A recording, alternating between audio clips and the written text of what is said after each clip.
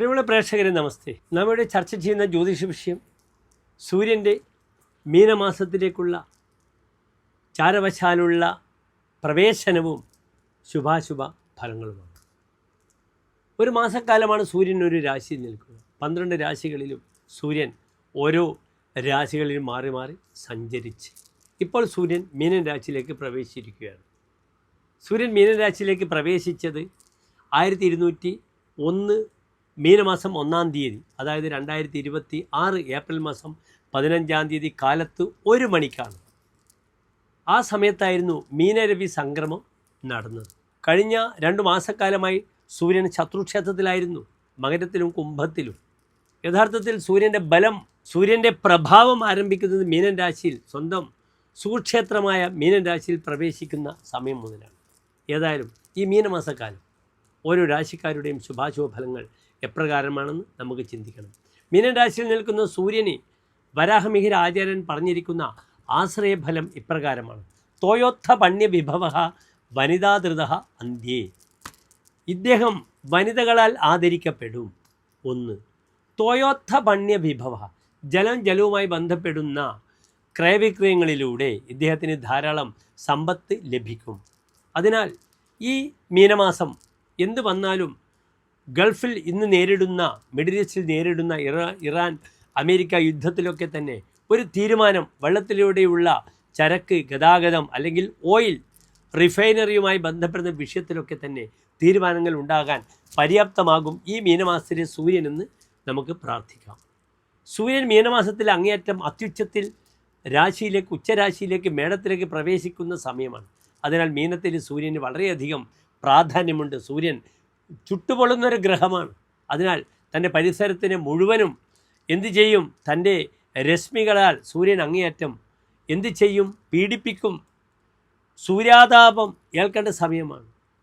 വലിയ ബുദ്ധിമുട്ടാണ്. നടന്നു പോകുമ്പോൾ പോലും സൂര്യരശ്മികൾ അതിൻ്റെ വല്ലാത്തൊരു അനുഭവത്തിലേക്ക്, ചൂടിലേക്ക് പ്രവേശിക്കുന്ന സമയമാണെന്ന് കൂടി എൻ്റെ പ്രിയമുള്ള പ്രേക്ഷകർ അറിയണം. ഇവിടെ നാം മേടൻ രാശി മുതൽ മീനൻ രാശി വരെയുള്ള 12 രാശിക്കാരുടെയും ശുഭാശുഭ ഫലങ്ങളാണ് ചർച്ച ചെയ്യുന്നത്.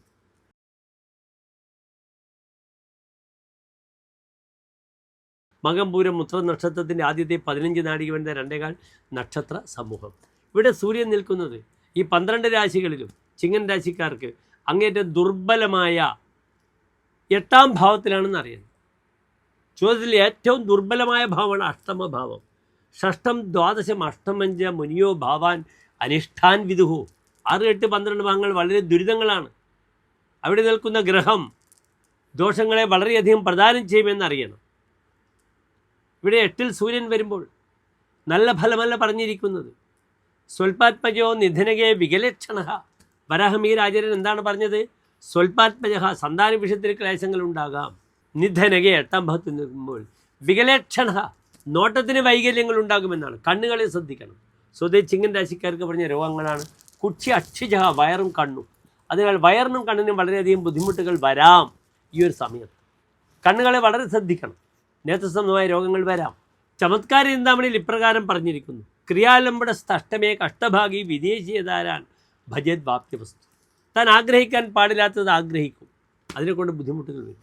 എടുത്ത് ചാടി തീരുമാനങ്ങളെടുത്ത് ബുദ്ധിമുട്ട് വരും. ദേശം വിട്ടുപോയ സ്ഥലത്തുള്ള സ്ത്രീയെ ആഗ്രഹിക്കും. അവരിൽ കാമവും രതിയും ഉണ്ടാകും. അതിൻ്റെ പേരിൽ വളരെയധികം മാനസികമായ പ്രയാസങ്ങൾ ഉണ്ടാകാം. ഇവിടെ വളരെ ശ്രദ്ധിക്കണം. അതായത് ജോലിയെപ്പോലും ബാധിക്കും. സൂര്യൻ നിൽക്കുന്നത് അഷ്ടമത്തിലാണ്.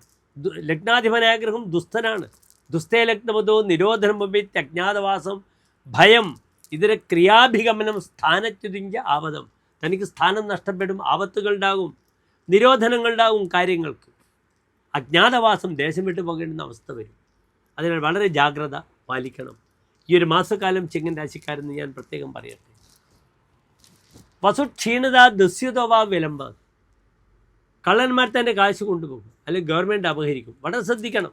ഗവൺമെൻറ് ചെയ്യേണ്ടുന്ന പെനാൽറ്റികൾ അല്ലെങ്കിൽ കാശ്, GST, ഫീസ്, എന്താണ് ചെയ്യേണ്ടത്, ടാക്സ്, ഇതൊക്കെ ചെയ്യണം.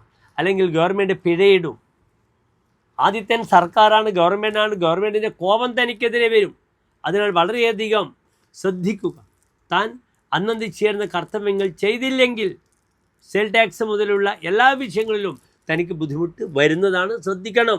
വിപത് ഗുഹ്യജ ഭാനുനോഗ്ര ഭവയത്തു. ഗുഹ്യസംബന്ധമായ രോഗങ്ങൾ വരും. കണ്ണുകൾ ശ്രദ്ധിക്കണം, പൈൽസിനെ ശ്രദ്ധിക്കണം. സിംഹൻ രാശിക്കാർക്ക് 2 രോഗങ്ങളാണ് പറഞ്ഞിട്ടുള്ളത്. അതിനാൽ എൻ്റെ പ്രിയമുള്ള പ്രേക്ഷകർ, ചിങ്ങൻ രാശിക്കാരാണ് 12 രാശികളിൽ വളരെയധികം ശ്രദ്ധിക്കേണ്ടതെന്ന് പ്രത്യേകം ഓർമ്മിപ്പിക്കുന്നു. നിർബന്ധമായും ശിവക്ഷേത്രത്തിൽ കൂവളമാല, ജലധാര, പ്രായമുള്ള അച്ഛൻ്റെ പേരിലാണ് മൃത്യുഞ്ജയ ഹോമം വഴിപാട് ചെയ്യണം. ഒരു കോംപ്രമൈസും പാടില്ല. ഏപ്രിൽ മാസം 15-ാം തീയതി ആദ്യത്തെ ഹൃദയ മന്ത്രം ജപിക്കുക, അല്ലെങ്കിൽ ഓം നമഃശിവായ എന്ന പഞ്ചാക്ഷരി മന്ത്രം ജപിക്കുക. നന്ദി, നമസ്തേ.